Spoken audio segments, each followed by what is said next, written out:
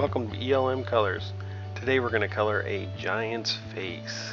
A lot of people are intimidated by skin tones. Like how do you color a face? So today we're going to try to answer some of those questions. Right now what you're seeing me do is kind of put in some of the lighter tones. I'm establishing light direction, things like that with the light tones. Now I'm going to go in, I'm going to find those shadows and just color them with a slightly darker skin tone. Now I'm going to mix those together. I'm going to use my lighter brush to kind of pull in and mix the markers together. And once again, just looking for the shadows, looking for the shape, trying to round off things, the forehead, the cheekbones, the nose, things like that. And this one thing I love about these types of markers, a non-water-based marker, and I recommend that so much. They're a little more expensive than a normal water-based marker, but they're so much more fun to use because you can actually mix the two colors together once it goes down, and it won't tear apart your paper or anything like that. They're just fun to use.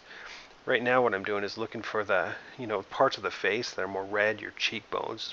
It's your skin to your bone is just much thinner, so they show much more red. So the nose, the cheekbones, they're getting in some more of that yellow just to bring them to life a little bit more.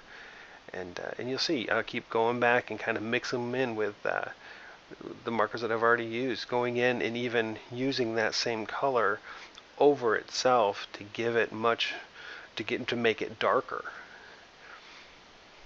So in here I'll probably only use 4 colors at the most to create this, and I just keep adding the darker, mixing it, adding the darker, mixing it, using an already established color. Okay, so I did use a blue, throw in another color, but really lightly there, and I put the blue down towards the bottom, blues, greens, things like that, where a guy's face is going to have that stubble, things like that. And here I am trying to find those cheekbones, give some shadow to them.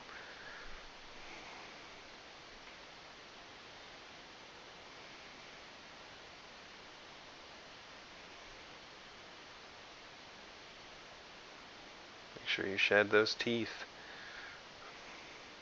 Here I'm going after the hair. Here I'm just using a single pass on the hair, and then you see I go back in, start darkening it up on the bottom. Now I've grabbed kind of a yellow ochre, and I'm just going in and creating that hot highlight around that fairy that's sitting on his head there.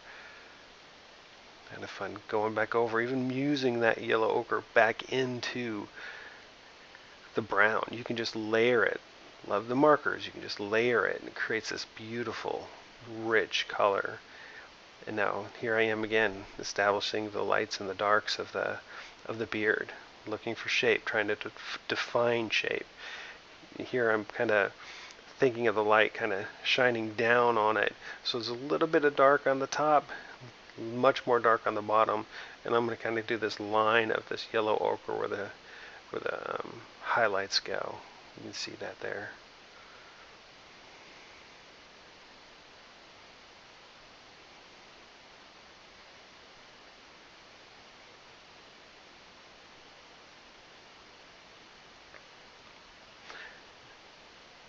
Now what I'm going to do is I want the bottom to be much darker, so I just put in a darker brown.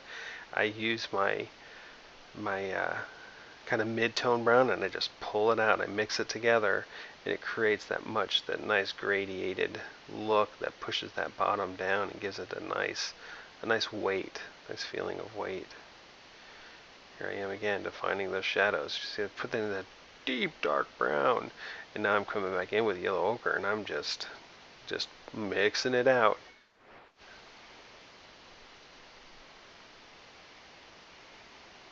You see those shadows there? It was a single swipe of a dark, and then I just kind of faded on into it and created that nice cheekbone.